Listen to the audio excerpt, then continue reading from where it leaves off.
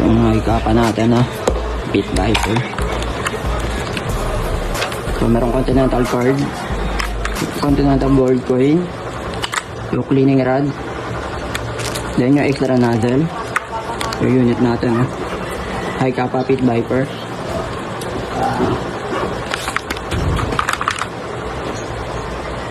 So check lang natin, test lang natin to.